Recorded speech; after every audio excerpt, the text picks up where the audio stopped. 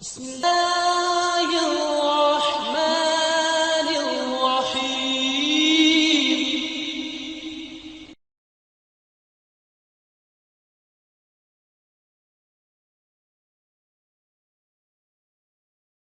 السلام عليكم ورحمة الله.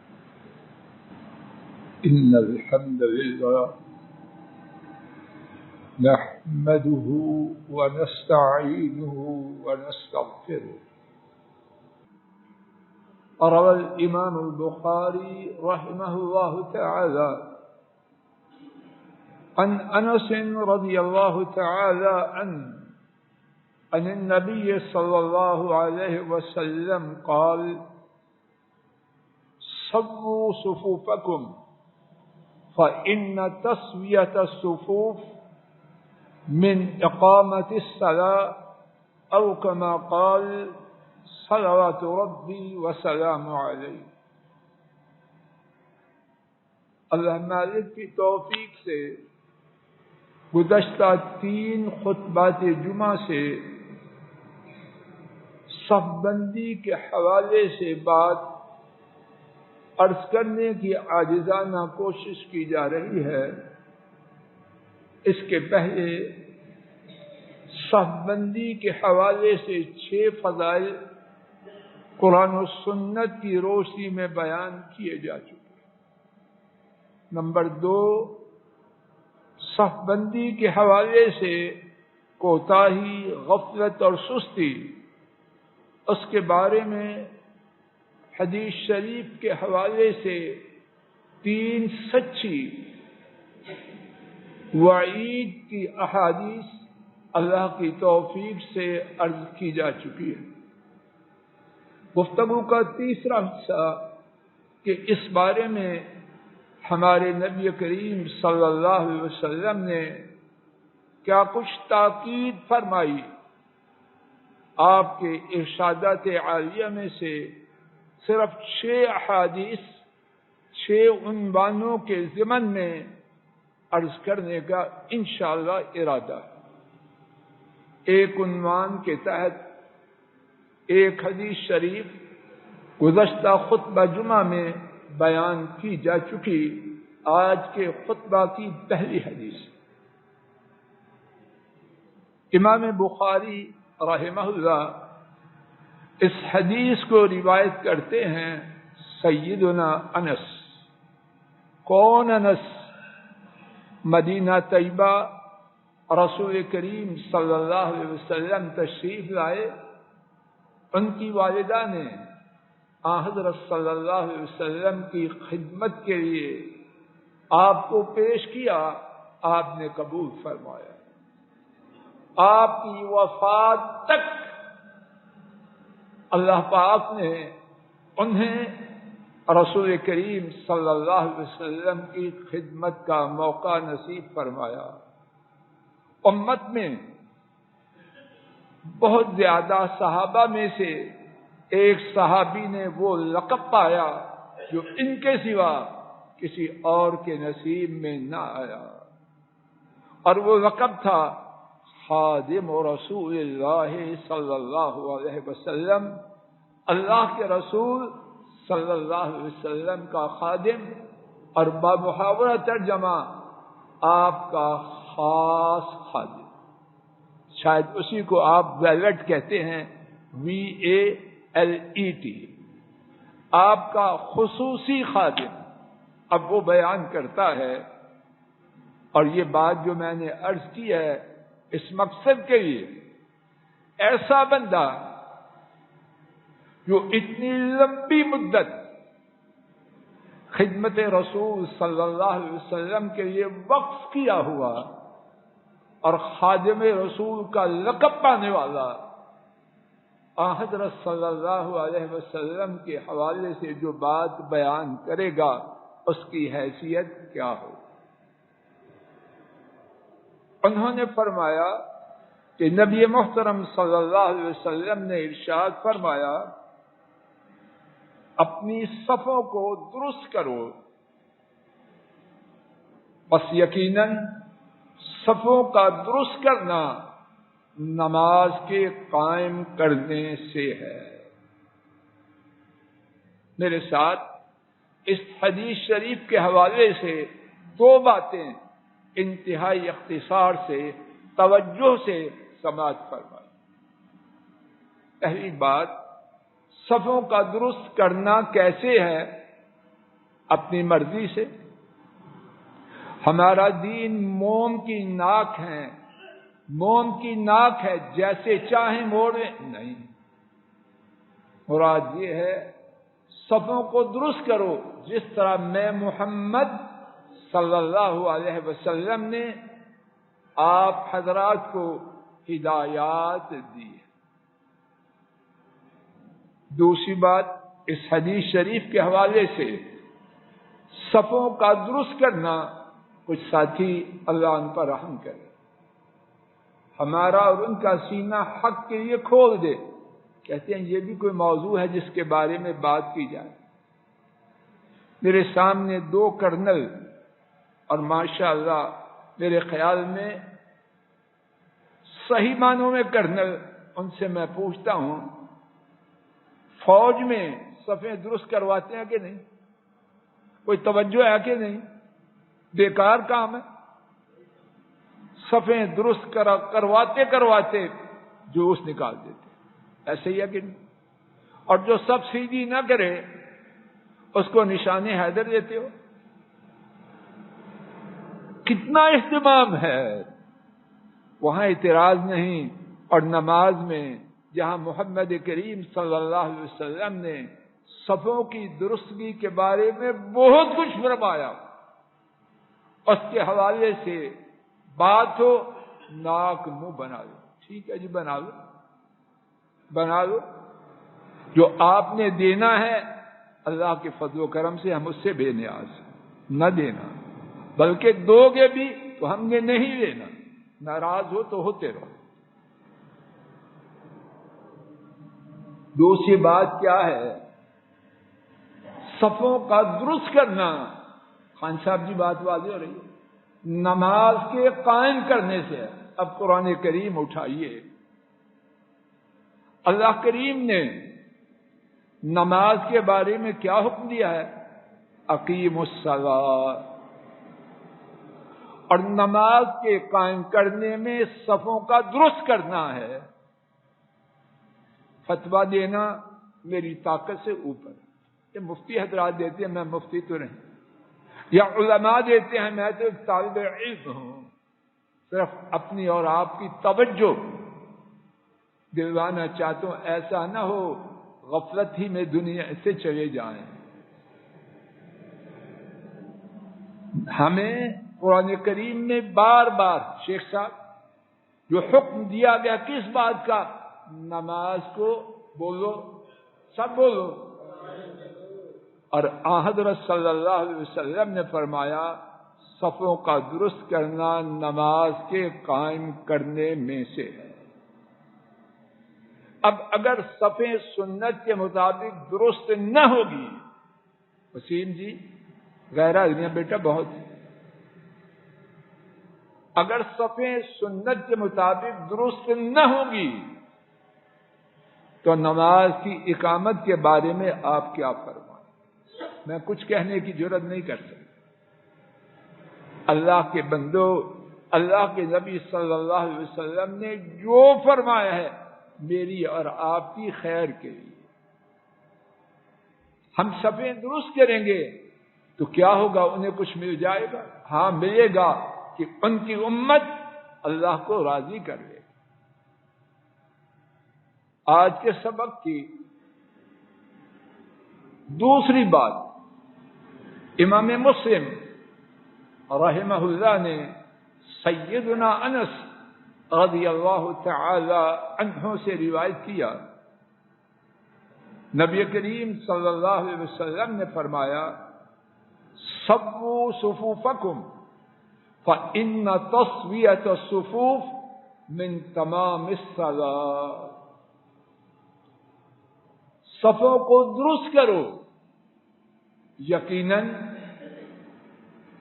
صفوں کو درست کرو، کیونکہ یقیناً صفوں کا درست کرنا نماز کے مکمل کرنے سے ہے۔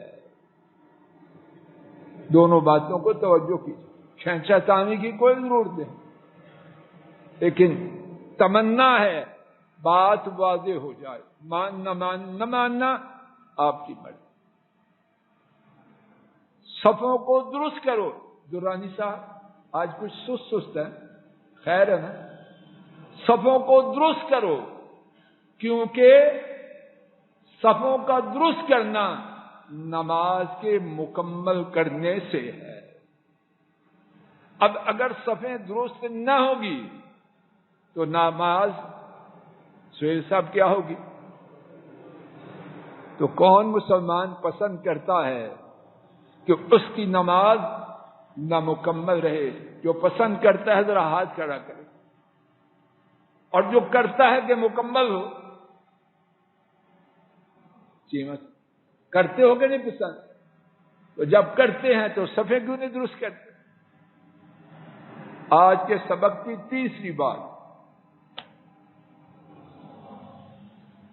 امام نسائی رحمہ اللہ نے سیدنا انس رضی اللہ تعالی عنہ سے روایت کیا، نبی کریم صلی اللہ علیہ وسلم نے فرمایا،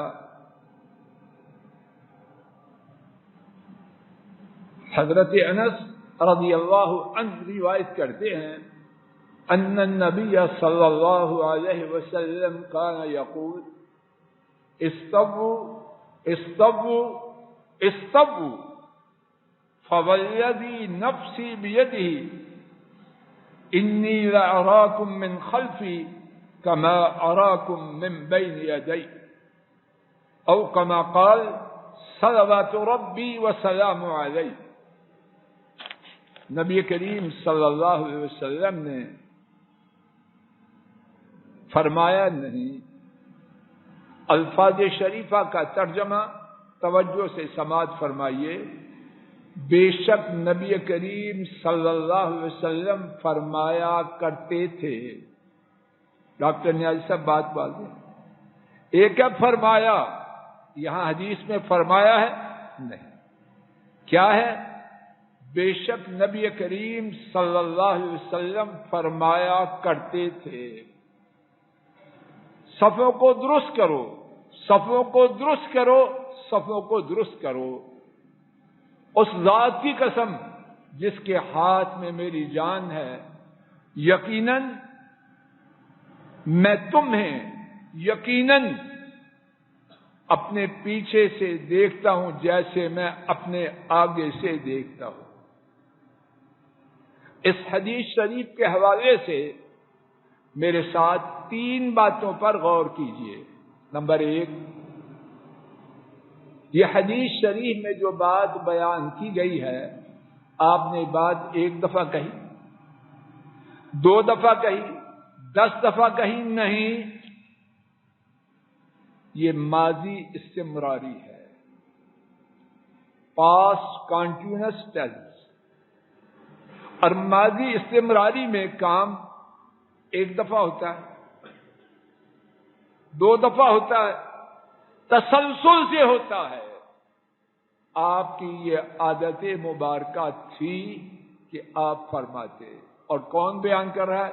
سیدنا انس، لمبی مدت کا خادم خاص۔ دوسری بات،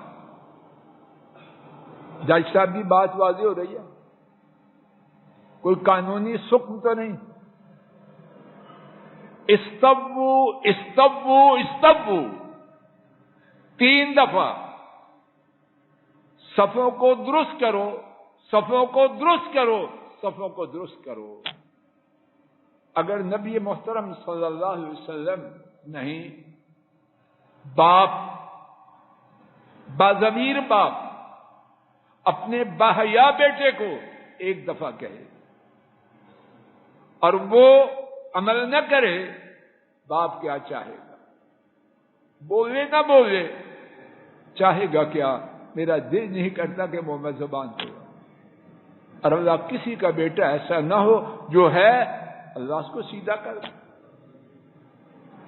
کیا تکلیف ہوتی ہے باپ، اور ساری کائنات کے باپ مل جائیں، اللہ کے رسول صلی اللہ علیہ وسلم کی حیثیت تمام باپوں کی مجموعی حیثیت سے زیادہ۔ آپ نے حکم دیا کتنی دفعہ؟ اور زندگی میں ایک بار۔ انس کہتے ہیں کہ یہ آپ کا طریقہ مبارکہ تھا۔ تیسری بات اس حدیث کے حوالے سے، فَوَالَّذِي نَفْسِي بِيَدِهِ إِنِّي لَأَرَاكُم مِّن خَلْفِي كَمَا أَرَاكُم مِّن بَيْنِ يَدَيَّ، اس ذات کی قسم، معاذ اللہ، کوئی ووٹ مانگ رہے، چندہ مانگ رہے، میری اور آپ کی خیرخواہی کے لیے قسم کھا رہے ہیں کہ بات عقل اور سمجھ میں اتر جائے، اس ذات کی قسم جس کے ہاتھ میں میری جان ہے، یقیناً یقیناً 2 دفعہ میں تمہیں اپنے پیچھے سے اسی طرح دیکھتا ہوں جس طرح اپنے آگے سے۔ یہ کیوں فرمایا؟ اللہ کے نبی انہوں نے اس بات کو ذہنوں کے قریب لانے کے، باپ کہتے ہیں پڑھو، بچہ شرارتی ہے، ادھر ادھر جا رہا ہے، باپ کہتا ہے دیکھو، اگرچہ میں اپنے کام میں مشغول ہوں لیکن میرا دھیان تیری طرف۔ گھروں میں ہوتا ہے کہ نہیں؟ اور فکر والی مائیں مٹھو کو KG میں پڑھا رہی، ہنڈیا پکا رہی ہے اور بار بار کہے دیکھ میری توجہ تیری طرف۔ پہلی بات کو منوانے کے لیے ایک اور طریقہ اختیار کیا۔ ہوش کرو، آج کے خطبہ کی چوتھی بات، حضرات ائمہ 5 محدثین گن لیجیے، احمد، ابو داؤد، نسائی، ابن خزیمہ اور ابن حبان، 5 محدثین نے اس حدیث کو سیدنا انس بن مالک رضی اللہ تعالی عنہ سے روایت کیا۔ آپ صلی اللہ علیہ وسلم نے اس حدیث میں 4 باتیں بیان فرمائی۔ ایک ایک بات کر کے سنتے ہیں، شاید اللہ میرے اور آپ کے دل میں بات اتار۔ پہلی بات، رصو صفوفکم، اپنی صفوں کو چونا گچ دیوار کی طرح کرو۔ اس دیوار میں بتلائیے کوئی خلل ہے؟ سہیل صاحب جی انجینئر ہے نا آپ، یہ چونا گچ ہے، اس میں کوئی خلل ہے؟ کہتے ہیں جی درمیان میں فاصلہ رکھو۔ کہاں سے آیا یہ فاصلہ؟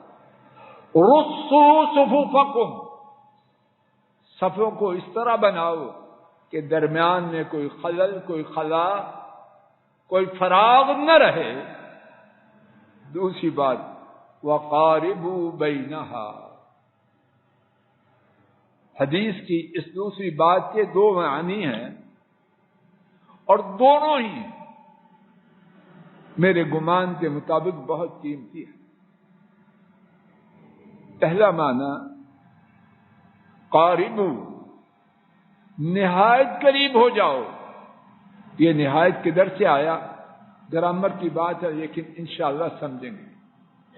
ایک ہے قریب ہو جاؤ، کاروبار کرو، یہ ہے قاربوا، عربی میں اس کو کہتے ہیں باب مفاعلہ، اور اس کا معنی لفظی یہ ہوتا ہے ایک دوسرے سے مقابلہ کرتے ہوئے ایک دوسرے کے قریب ہو۔ یہاں مقابلے والی بات نہیں، یہاں بات ہے کہ ایک دوسرے کے اچھی طرح قریب ہو جاؤ۔ اور اس قریب ہونے کے اگر غلطی ہے اللہ معاف کرے، 2 معانی میں سمجھا ہوں اور دونوں ہی نہایت ضروری۔ پہلی بات، جو بات حدیث کے پہلے حصے میں کہی گئی، چونا گچ دیوار کی طرح ہو جاؤ، اس کی تاکید ہے۔ ایک ہی بات کو بیان کرنے کے لیے دو الفاظ شریفہ بولے، جلدی جاؤ ٹھہرنا نہیں، جلدی جاؤ ٹھہرنا نہیں، ایک ہی بات ہے کہ نہیں؟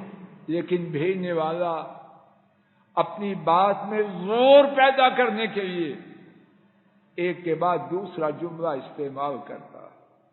نبی محترم صلی اللہ علیہ وسلم نے ہماری خیر خواہی کے لیے پہلے فرمایا چونا گچ دیوار کی طرح ہو جاؤ، پھر فرمایا نہایت قریب ہو جاؤ، اور دوسرا معنی صفوں کے درمیان ایک دوسرے کے قریب ہو جاؤ۔ اللہ کا شکر ہے اللہ نے وہ وقت گزارا اور آئندہ کبھی امت پہ نہ آئے۔ ایک آفت یہ لائی گئی کہ ایک ایک سب چھوڑ کے کھڑے ہو جاؤ، تھی آفت کے نہیں؟ اللہ نے اس کو دور کیا اور اللہ آئندہ کبھی نہ آئے۔ جو حکم ہے جس طرح آپس میں مل کے کھڑے ہونا ہے، اسی طرح صفوں میں ایک دو تین چار صفوں میں آپس میں مناسب فاصلہ ہے۔ اور یہ بات کہ وبائی صورت میں ایسے کرنا ہے نہیں کرنا اس وقت ہماری گفتگو کا موضوع نہیں۔ سمجھانے کے لیے جو بات کہنا چاہتا ہوں وہ یہ ہے، عام حالات میں کیا حکم ہے پہلی دوسری تیسری 10ویں صف میں فاصلہ کتنا ہو کہ دوسری صف والا بآسانی سجدہ کر سکے، اس کے بعد جگہ چھوڑنا، ایک صف کی 1.5 صف کی 2 صف کی، یہ مناسب۔ تیسرا حکم وَحَاذُوا بَيْنَ الْمَنَاكِبِ، اپنے کندھوں کو برابر برابر کرو۔ ران صاحب کھڑے ہو، قاری صاحب آپ بھی کھڑے ہو، اپنے کندھوں کو برابر برابر کرو۔ کندھوں کو برابر برابر کرنے کا معنی یہ ہے اگر ادھر سے ایک رسی لائی جائے اور ایک رسی ادھر سے لائی جائے تو دونوں اشخاص اس کے اندر آئیں، ایسے نہ یہ صورت کس طرح اللہ میرے پاس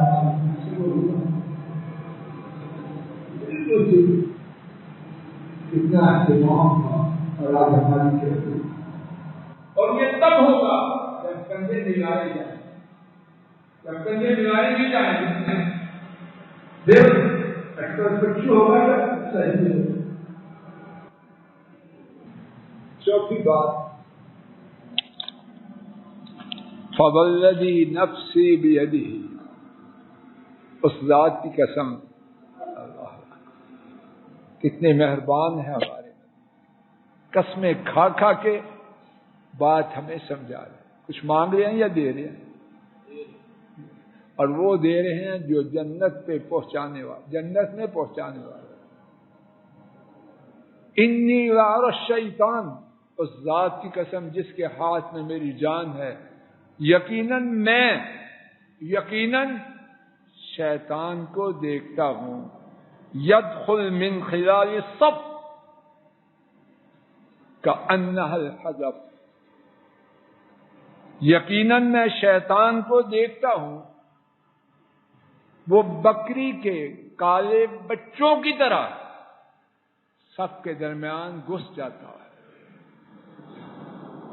اب اگر خلا رہے گا، پہلے 3 احکامات کی پابندی نہ ہوگی تو کیا نتیجہ ہوگا؟ کیا ہوگا نتیجہ؟ شیطان بکری کے کالے بچوں کی طرح صفوں کے درمیان بولو گھس جائے، اور جب شیطان گھس جائے گا تو وہی ہوگا جو ہمارا حال ہو رہا ہے۔ نمازیں پڑھیں، آپس میں لڑ رہے، خون کے پیاسے ہیں، عزت پر ڈاکے ڈالتے ہیں۔ اور نبی پاک صلی اللہ علیہ وسلم نے یہ بات فرمائی قسم کھا کے اور یقیناً کے ساتھ، اور 2 دفعہ یقیناً کے ساتھ۔ آپ کا فرمان درست ہے یا معاذ اللہ؟ اللہ مجھے آپ کو نبی کریم صلی اللہ علیہ وسلم کے ارشادات کے مطابق صفوں کے درست کرنے کی توفیق عطا فرمائے، اور اس بارے میں جو ہماری غلطی کوتاہی ہے وہ اپنے فضل و کرم سے معاف فرمائے۔ وآخر دعوانا عن الحمد للہ رب العالمین۔ الحمد للہ نحمده ونستعینه ونستغفره